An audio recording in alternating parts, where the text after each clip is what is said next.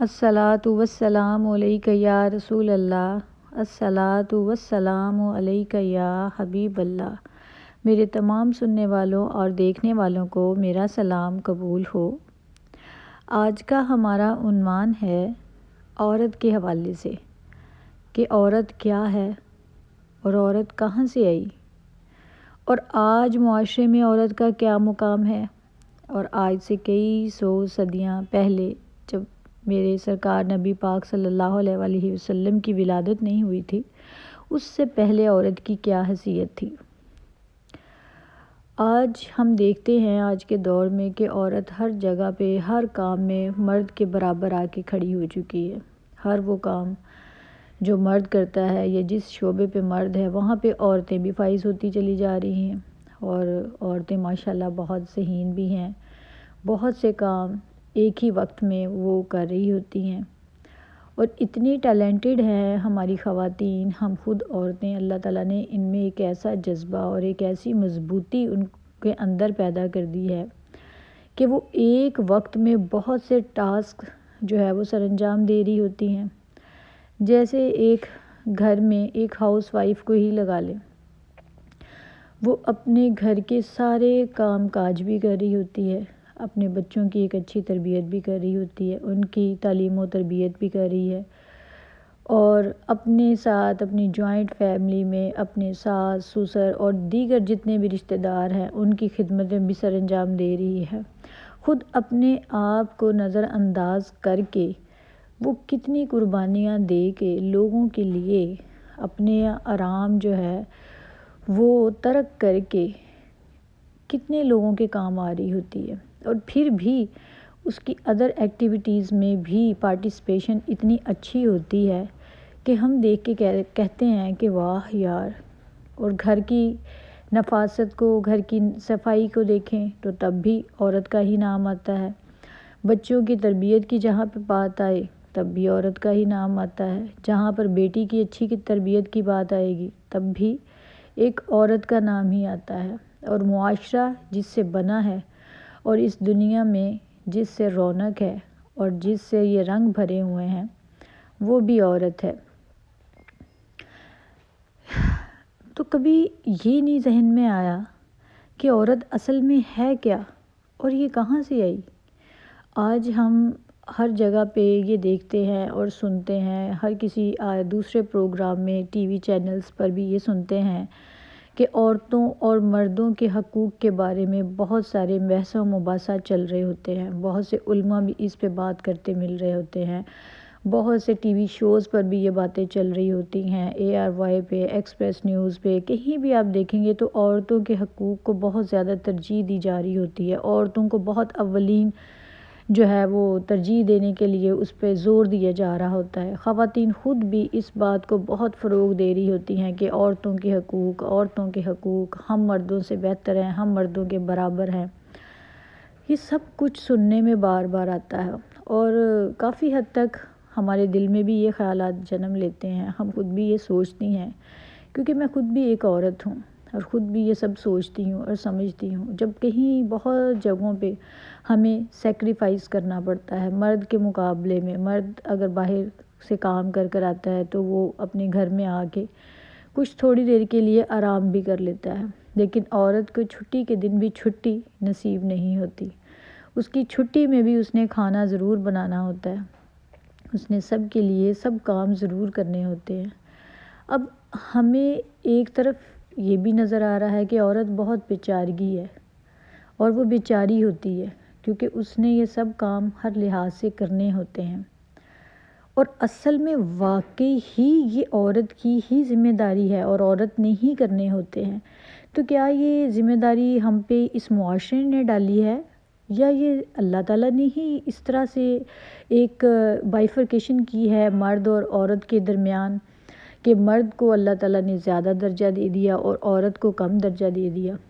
پہلے تو ہمیں اپنے دماغوں سے یہ بات بہت اچھے سے نکالنی ہے کہ عورت اور مرد کے حقوق یکساں نہیں ہیں، عورت اور مرد برابر نہیں ہیں۔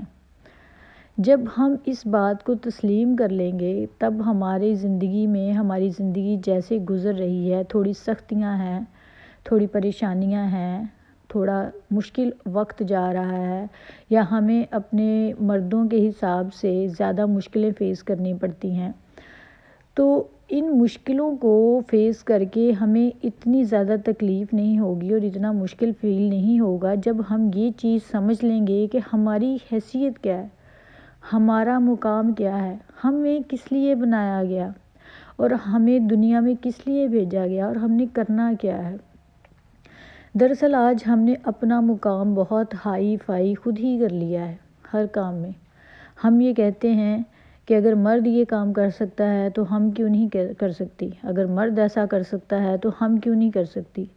یہاں تک کہ معذرت کے ساتھ یہ بھی کہنا پڑتا ہے کہ کچھ ہماری ہی خواتین ایسے الفاظ اور ایسی پریکٹیکل کام بھی کرتی نظر آتی ہیں معاشرے میں، جس سے وہ بہت بڑھ چڑھ کر اس طرح سے بہت بے ادب انداز میں یہ ہمارے مردوں کے خلاف یہ باتیں کر رہی ہوتی ہیں کہ ہم تو بہت کچھ کر سکتے ہیں، ہم ایسے کر سکتے ہیں۔ تو یہ ایک منفی چیز ہے، کیونکہ اللہ تعالیٰ نے ہماری صورت جو اللہ تعالیٰ نے قرآن پاک نازل فرمایا ہے، اس کے ایک ایک حرف کا کوئی مطلب ہے، کوئی مقصد ہے۔ اگر ہم اپنی زندگی کو سمجھ نہیں پا رہے، اگر ہم اپنے مقام کو نہیں سمجھ پا رہے، ہم عورتیں جو ہیں وہ اس کو سمجھنے سے قاصر ہو گئی ہیں۔ ہم ہر جگہ پہ اپنے آپ کو اتنا ہائی فائی قرار دے دیتی ہیں ہر چیز میں۔ اگر کوئی گھر میں اچھا کام کر رہا ہے تو کوئی ایک مرد جو ہے وہ کام نہیں کر رہا، تو عورت وہ اپنے اس کام کی وجہ سے یا اپنی اچھائی کی وجہ سے یا اپنی اسٹڈی کی وجہ سے، اپنے ڈیزگنیشن کی وجہ سے اس کو کوئی برتری حاصل نہیں ہو جائے گی مرد پر، اور نہ ہی اس کو مرد پہ کوئی فوقیت حاصل ہو جائے گی، کیونکہ یہ میرے اللہ عز و جل کا نظام ہے۔ اس نے مرد کو ہی عورت پر فوقیت دی ہے، چاہے کوئی عورت کیپٹن بن جائے اور مرد اس کا ایک مزدوری کرنے والا ہی کیوں نہ ہو، لیکن فوقیت اللہ تعالیٰ نے اس پر مرد کو ہی دی ہے۔ اللہ تعالیٰ نے مرد کو مرد کی ملکیت بنایا ہے، یعنی مرد کو عورت کا حاکم بنایا ہے، وہ حکم دینے والا ہے، اور عورت جو ہے وہ اس کی ماتحت ہے۔ عورت نے وہی کچھ کرنا ہے جو اس کو مرد حکم دے گا۔ اب مرد جو ہیں وہ اس کی لائف میں کس طرح سے آتے ہیں؟ سب سے پہلے باپ کی شکل میں، پھر بھائی کی شکل میں، اس کے بعد شوہر کی شکل میں، اور پھر اس کے بعد بیٹے کی شکل میں۔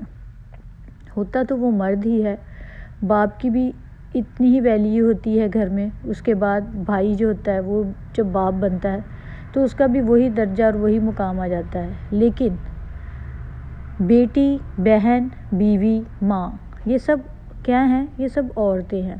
اور جب اللہ تعالیٰ نے ہی اس رشتے میں مرد کو زیادہ ترجیح دے دی ہے، تو ہم عورتیں اس معاشرے میں کیوں لڑتی جھگڑتی پھر رہی ہیں؟ کیوں ہر جگہ پہ یہ جو ہے وہ پروٹیسٹ ہو رہے ہوتے ہیں کہ عورتوں کے حقوق زیادہ ہیں، عورتوں کو حقوق ملنا چاہیے، عورتوں کے یہ حق ہیں، ہمارے ساتھ یہ برا ہو رہا ہے، ہمارے ساتھ ایسے ہو رہا ہے۔ کبھی سوچا ہے کسی نے کہ اللہ تعالیٰ نے سورہ اخلاص کا اگر ہم ترجمہ پڑھیں، جس میں اللہ تعالیٰ فرماتے ہیں کہ قل هو اللہ احد، کہو اللہ ایک ہے، اور پھر اللہ تعالیٰ نے یہ بھی فرمایا کہ نہ وہ کسی کا باپ ہے، نہ وہ کسی کا بیٹا ہے، نہ اس نے کسی کو جنا ہے، نہ وہ کسی سے جنا گیا ہے۔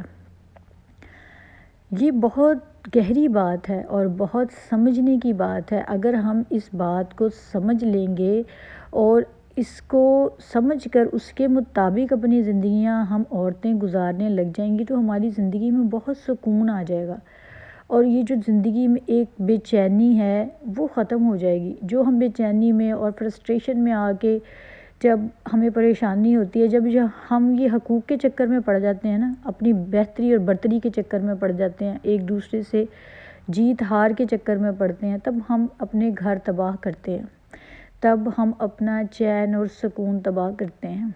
اگر ہم ان چیزوں سے باہر نکل آئیں گے تو ہماری زندگیوں میں سکون آ جائے گا، ہمیں اندرونی سکون ملے گا، اور ہمارا ظاہر اور باطن جو ہے وہ بہت پرسکون نظر آئے گا۔ اور جب اندر سے آپ کا دل صاف ہوگا، آپ کا باطن صاف ہوگا، تو اس کا ایفیکٹ جو ہے وہ آپ کے چہرے پر آئے گا، وہ چہرے پر وہ چیزیں رونما ہونے شروع ہو جاتی ہیں جو پازیٹیوٹی آپ کے اندر ہوتی ہے۔ تو پھر اللہ تعالیٰ وہ چہرہ بھی چمکانے لگ جاتا ہے۔ تو ہم نے یہ سوچنا ہے کہ اللہ تعالیٰ نے جب یہ بات کی کہ میں نہ کسی کا بیٹا ہوں، نہ میرا کوئی بیٹا ہے، نہ مجھے کسی نے جنا ہے، نہ میں کسی سے جنا گیا، تو ذرا غور سے یہ بات سوچیں کہ اللہ تعالیٰ نے کہیں بھی یہ بات کہی ہے یا یہ فرمایا اللہ تعالیٰ نے کہ میں کسی کی ماں نہیں اور نہ ہی میں کسی کی بیٹی ہوں، نہ میں نے کسی کو پیدا کیا۔ اللہ تعالیٰ نے غور کریں کہ اپنے آپ کو تشبیہ کس چیز سے ہی دی، اور اللہ تعالیٰ نے فرمایا کہ میں اکیلا ہوں۔ اللہ تعالیٰ نے یہ تو نہیں فرمایا کہ میں اکیلی ہوں۔ یہ بہت غور و فکر کی بات ہے اگر ہم اس کو سمجھ لیں کہ اللہ تعالیٰ نے اپنے آپ کو تشبیہ کس سے دی، کیا وہ نر ہے یا مادہ؟ کبھی ذہن میں آئی بات، کبھی سوچا؟ یا پھر ہم اپنی ہی الجھنوں میں الجھے ہوئے ہیں، ہم اپنی ہی دنیا میں مگن ہیں؟ اور اگر ہم اس چیز کے بارے میں غور کریں کہ اللہ تعالیٰ نے خود کو کس سے تشبیہ دی، اور پھر اللہ تعالیٰ نے ہی فرمایا کہ اگر میرے بعد کسی کو سجدہ جائز ہوتا تو میں ایک بیوی کو حکم دیتا کہ وہ اپنے شوہر کو سجدہ کرے، اور پھر اللہ تعالیٰ نے اپنی ناراضگی کو کس کی ناراضگی کے ساتھ وابستہ کیا؟ جب اللہ تعالیٰ فرماتے ہیں کہ میں ناراض ہوتا ہوں، یا اللہ تعالیٰ فرماتے ہیں کہ جب ایک باپ ناراض ہوتا ہے تو اس کی ناراضگی کا کیا مطلب ہوتا ہے؟ اللہ تعالیٰ نے ہر جگہ پر اپنے آپ کو کسی عورت کے ساتھ میچ نہیں کیا، یا عورت کے ساتھ کوئی نسبت جو ہے وہ نہیں لگائی۔ اللہ تعالیٰ نے فرمایا کہ باپ کی ناراضگی اللہ کی ناراضگی ہے۔ اگر کسی کے ساتھ اس کا والد، اس کا باپ ناراض ہے تو وہ یہ سمجھ لے کہ اس سے اللہ ناراض ہے۔ تو اس سے ہمیں سمجھ جانا چاہیے کہ یہ برتری، یہ بڑائی جو ہے وہ کہاں سے آئی ہے، کہ کہاں سے اللہ تعالیٰ نے یہ چیز، جب اللہ تعالیٰ بہت بڑا ہے اور جس کے ساتھ وہ جو ہے وہ اپنی منسلک ہو رہا ہے، جس کے ساتھ مثالیں پیش کر کے بتا رہا ہے اللہ تعالیٰ، ہمیں سمجھانے کے لیے قرآن پاک میں یہ کہا گیا ہے کہ وہ اکیلا ہے، وہ نہ کسی کا باپ ہے، نہ وہ کسی کا بیٹا ہے۔ ذرا سوچیں، انہوں نے یہ تو نہیں فرمایا کہ نہ وہ کسی کی ماں ہے نہ کسی کی بیٹی ہیں۔ تو جب اللہ تعالیٰ کا ہمارے نزدیک اتنا درجہ بلند مرتبہ ہے، تو جب اللہ تعالیٰ نے ہی یہ بات فرما دی تو ہم نے تو احکام اور حکم اللہ تعالیٰ کے ماننے ہیں، تو اس میں ہماری اپنی خود کی ذات کہاں پہ ملوث ہو جاتی ہے؟ جب ایک بادشاہ ہے اور اس کے غلام ہیں، ہم وہ اللہ تعالیٰ کے غلام ہیں، اس کے پیدا کردہ ہے، اور ہم نے اس کے حکم کے مطابق چلنا ہے، تو غلام کی تو کوئی مرضی نہیں ہوتی نا، غلام تو وہی کرتا ہے جو اس کو اس کا مالک جو ہے وہ حکم دیتا ہے۔ تو اپنے مالک، آپ نے اگر ان مردوں کو نہیں سمجھنا تو ایٹ لیسٹ اللہ تعالیٰ کو تو اپنا مالک سمجھتے ہیں نا۔ یہ سمجھ لیں کہ اللہ تعالیٰ نے جو حکم دیے ہیں عورتوں کے لیے، اور اللہ تعالیٰ نے جو حکم دیے ہیں مردوں کے لیے، ہم نے بس اس کو فالو کرنا ہے۔ آپ نہ مانیں کسی بھی مرد کی بات، آپ نہ چلیں کسی کے بھی حکم کے مطابق، کسی کے رولز کے مطابق، ریگولیشنز کو مت فالو کریں، بس اس کو فالو کر دیں جو اللہ تعالیٰ نے حکم دیے ہیں۔ کہ عورتوں کو کیا بتایا گیا ہے؟ عورتوں کو کہا ہے کہ وہ اپنی حدود مقرر کر دیں۔ تو عورتوں کو اپنی حدود مقرر کرنی ہے۔ اگر آپ سوچیں تو عورتوں کی حیثیت کیا ہے؟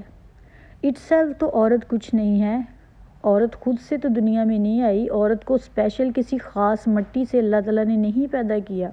اللہ تعالیٰ الگ مٹی سے بھی پیدا کر سکتے تھے عورت کو، لیکن اللہ تعالیٰ نے سب سے پہلے ایک مرد کو پیدا کیا، اور پھر اس مرد کی پسلی سے اللہ تعالیٰ نے، مرد سے ہی عورت کو پیدا کر دیا۔ اور کہاں سے پیدا کیا؟